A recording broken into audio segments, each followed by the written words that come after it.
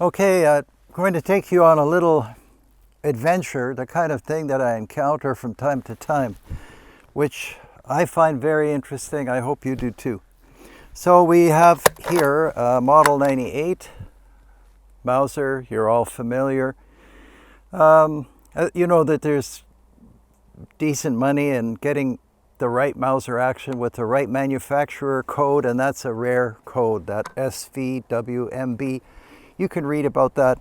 It's the only one I've ever seen. Anyway, obviously it's not an original military rifle. It's a sporter, but I like the work that they did. Somebody was telling me that this phosphate finish may be consistent with the original manufacturer. I'm not sure. Anyhow, I bought the rifle because it's chambered in 338 Engels, Engels, and I'm assuming this is out of Germany or Sweden. It's one of the European rifles. I've never heard of 338 Engels, so I checked Encyclopedia of Cartridges.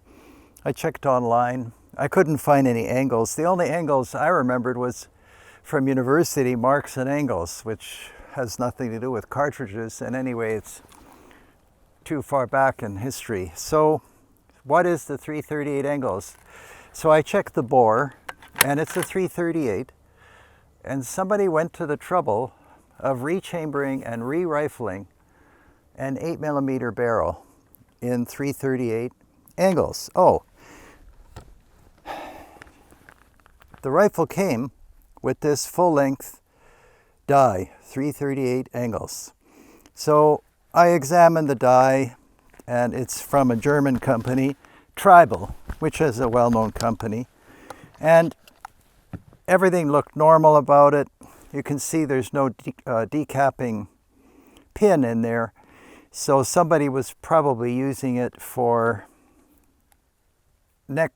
opening the neck, I thought, of a 30-06 or 35 Wayland, something like that. Anyway, I was pretty confident that it was a safe rifle to shoot. So then, what do you shoot in it? So I took a chamber casting. If we can film, here's what the casting. This is a really bad casting. They end up looking like this if you don't warm up the metal part before casting. Well, that's okay. It gave me an idea of what's what, and here's the 338-06. So you can see that most people would conclude that probably the 338-06 would be okay to shoot in the rifle. And so I have this wonderful Nosler ammunition, and we can take a shot. We can take a shot. And then you'll see it working.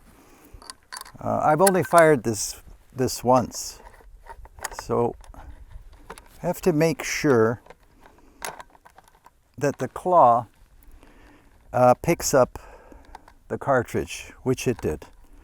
So we've got that, and now we close the action.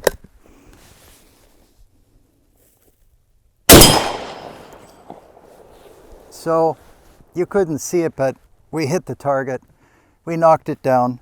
But here's the coolest thing, and why this is still a project that I have to study and think about. We open the action, and the brass is there. It's no longer in the claw. There are explanations for all this. And there is the brass. Take a look at that. That is a 338 Engels, and that is a 338-06. And I have a hunch that that brass should still be longer. So how did we get it to fire?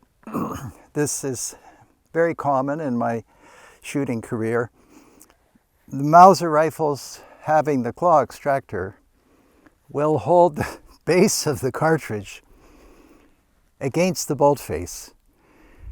Also, and by coincidence, the 338-06 is long enough that the bullet itself is making contact with part of the throat of the barrel, which may be too much to understand. But the net result is that the cartridge fired, and now we have a fire-formed 338 Engels.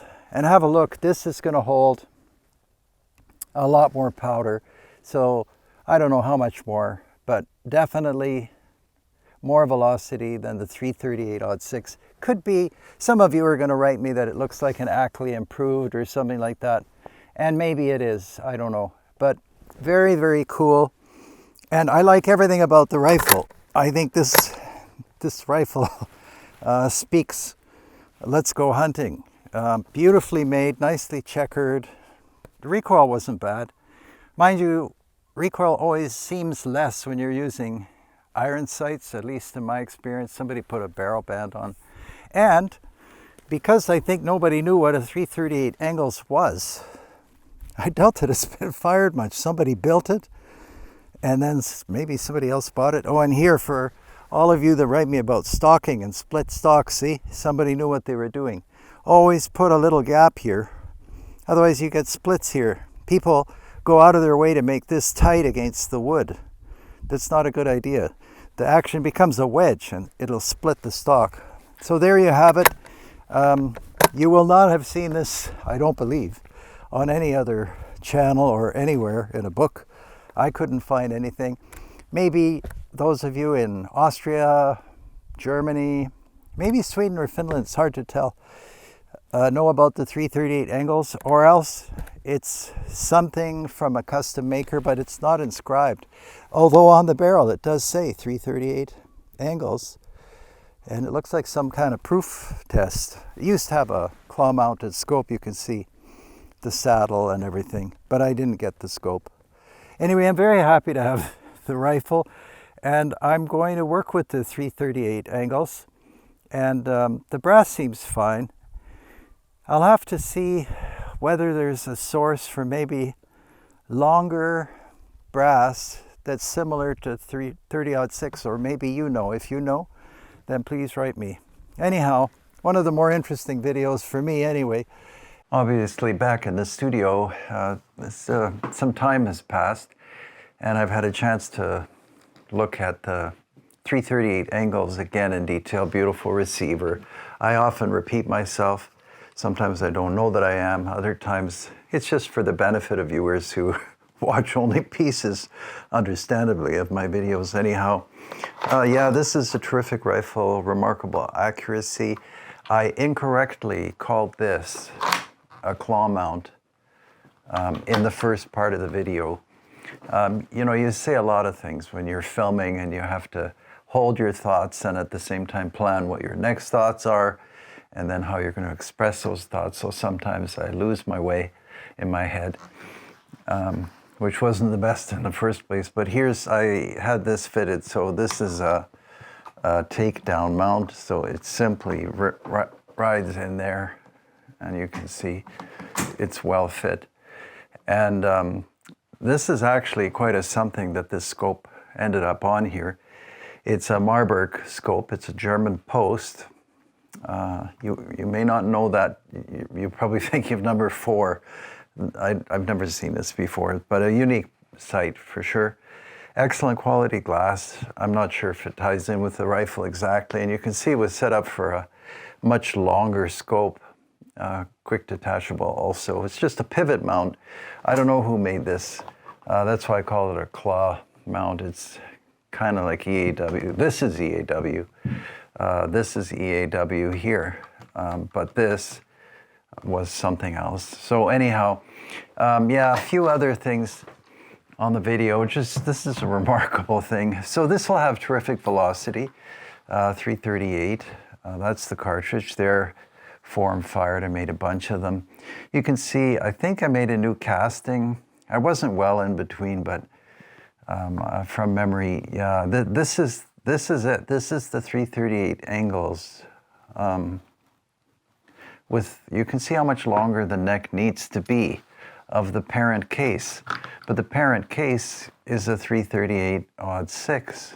So that's it's a shorter in the body cartridge. And by the way, I should have cut one of these in half. If you want to study what's happening with brass, Just get a fine hacksaw, cut it in half, and then you can see what's what. So we knew there was excess headspace because the claw extractor could only hold it so close, and there was a time delay, there always is, where the primer can move back slightly, then it's stopped by the bull face, and then when the bullet leaves, of course, pressure quickly drops to 0.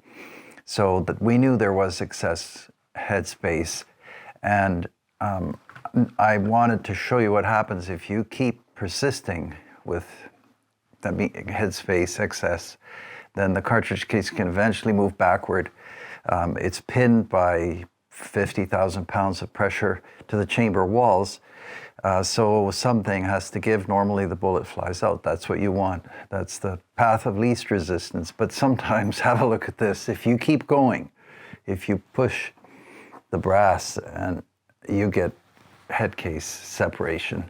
When this happens, the bolt is designed, I'll show you the bolt. So you have to imagine this is in here, separates, and there's gas all over. And here are your gas relief ports on the Mauser. So the gas comes back, because every rifle, shotgun, firearm is supposed to be gas tight at the rear. In the past, it was accomplished because there was no way out. It was a muzzleloader. In some ways, the best system, except for the small hole for the percussion cap or 209 conversion, whatever. Anyhow, that's where the gas goes. So, you know, it's a tricky business. One has to think the whole thing. I won't have any problem with this. This brass is fine. But if you persist with excess headspace, that's the result. Here, I wanted to show you, that's the length. I'm assuming Mr. Engels went to, I don't know, 338 Engels. And by the way, amazing company, Tribal. I don't know how many years ago, I think it was 60 something, the fellow had this made, and I contacted Tribal, and they sent me the design. I should show them to you. Yeah, the design of the cartridge, but no further details. So they knew they had made this. They know everything, but it didn't go anywhere. There were no more orders for this. So I'm actually quite lucky to have it, and I noticed, you know, quite a few 338 cartridges, or at least one, 8.6, I think, blackout. Interesting. Anyhow, yeah, thanks for watching. So significant kind of caution to anyone being careless. You have to be careful, thoughtful, take your time. And, you know, there are all kinds of brilliant things. I'm sure you'll have better ideas than I've had so far. Anyway, yeah, great rifle, with or without the scope. Scope is always nice. And I had these dramatic mounts, so I thought I'll do something. Anyhow, please subscribe, and we'll see you all next time. Until then, wherever you are, take care.